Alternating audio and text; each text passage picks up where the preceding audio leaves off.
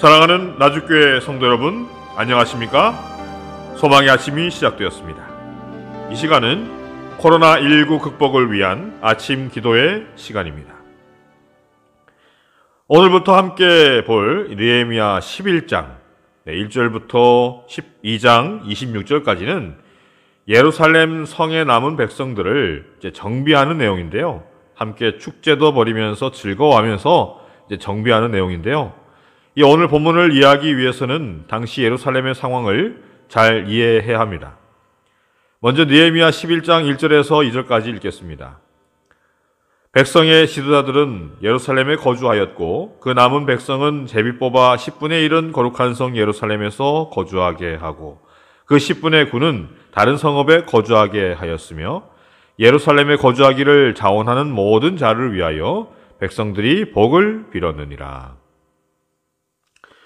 여러분, 이스라엘 백성들은 왜 그렇게 애를 써가며 그 오랜 기간 동안 결코 그렇게 포기하지 않고 기도하고 주변 나라의 그 끈질긴 방해를 극복하면서까지 예루살렘 성벽을 쌓았을까요? 그냥 살면 되지 않겠습니까? 자리 잡고. 근데 왜 그렇게 성벽을 쌓았을까요? 그 이유는 이스라엘의 수도 예루살렘에 거룩한 성전을 중심으로 이제 성벽이 쌓여지고 백성들이 자리 잡고 도시가 번영하게 되는 것은 이스라엘의 민족의 부흥의 신호탄이 될 수 있기 때문이었습니다. 그러므로 지금 예루살렘 성벽이 재건되고 백성들이 모여들어서 함께 축제를 벌이면서 정비를 한다는 것은 정말 백성들에게는 정말 행복한 일이었을 것입니다. 그들의 평생 염원이 이스라엘의 재건이었기 때문에 그들은 그렇게 성벽 재건을 위해서 힘을 쓴 것입니다. 근데 문제는요, 당시의 그 예루살렘은 느헤미야 7장 4절의 말씀에서도 우리가 알 수 있는 것처럼, 봐서 알 수 있는 것처럼 아무것도 없는 것입니다. 그냥 성벽만 덩그러니 쌓여져 있는 것이죠. 가운데에 이제 스룹바벨 성전만 이렇게 있고 그것도 초라하게 지어져 있고 주변에는 아무것도 없는 것입니다. 편의시설, 공공시설은커녕 사람들이 살만한 집도 없는 상황인 것입니다.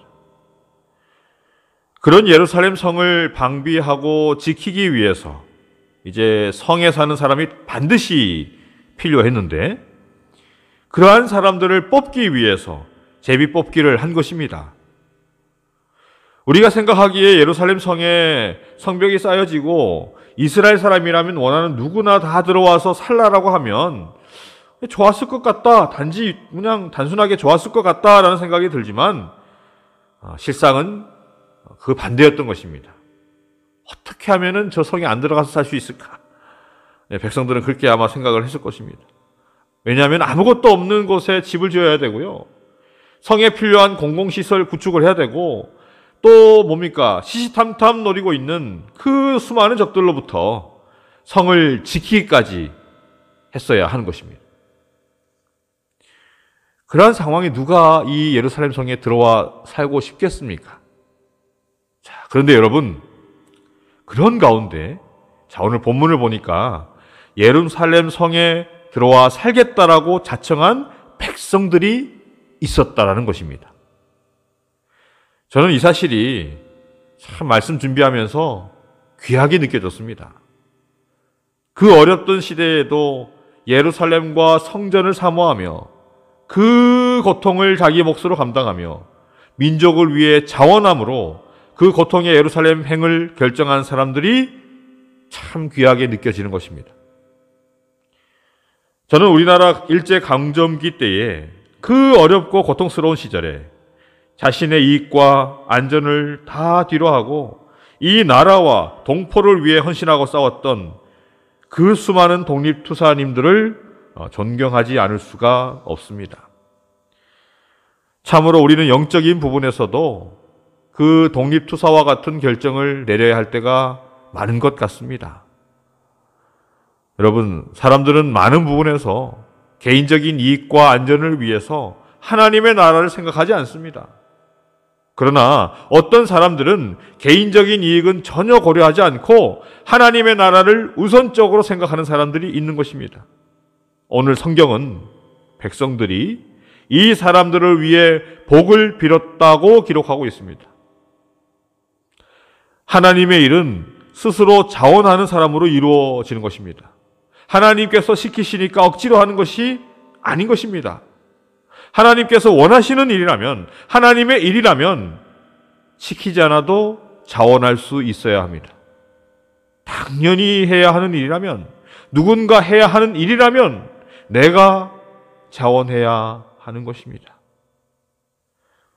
내가 누구를 보내며 누가 나를 위해 갈고, 주여 내가 여기 있나이다, 나를 보내소서. 하나님을 만나고 신앙이 회복된 선지자 이사야의 고백입니다.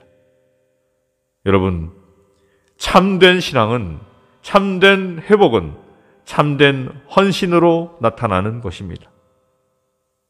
성도 여러분, 여러분의 그 부르심에 따라서 교회를 세우는 일에 앞장서시길 바랍니다. 나의 민족, 나의 만족과 유익을 위해서 그만 살아가시고 이제는 주의 영광을 위해 내 생명까지도 아끼지 않고 살아가는 저와 여러분이 되시길 바랍니다. 주님 오실 날이 얼마 남지 않았습니다. 주님 곧 오십니다. 준비하는 저와 여러분이 되길 바랍니다. 자, 오늘의 기도 제목입니다. 첫 번째, 개인적인 안전이나 유익만 쫓지 않고 이제는 하나님의 영광과 부르심에 합당한 삶을 살 수 있도록. 두 번째, 하나님 나라가 회복되기 위해 내가 먼저 헌신하는 삶을 살 수 있도록. 자, 세 번째입니다. 손순심 집사님 가정을 위해서 기도하시길 바랍니다. 네 번째, 코로나19로 고통당하는 전 세계의 사람들을 위해서 기도하는 시간을 갖길 바랍니다.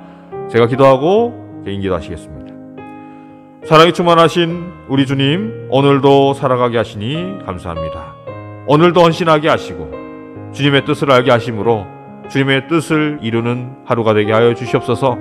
오늘도 나의 일을, 주어진 일을 할진대 그 모든 것이 다 주님의 영광을 위해서 하는 일이 되게 도와주시고, 나의 어떤 만족과 유익을 위해서 하는 것이 아니라 주님의 나라를 위해서 회복시키는 마음으로, 헌신하는 마음으로, 간절한 마음으로 하루를 그렇게 보낼 수 있도록 인도하여 주시옵소서. 하늘을 소망 삼아 살아가는, 하늘을 소망으로 살아가는 주의 거룩한 백성 되게 인도하여 주옵기를 사랑에 충만하신 예수님의 이름으로 기도드리옵나이다.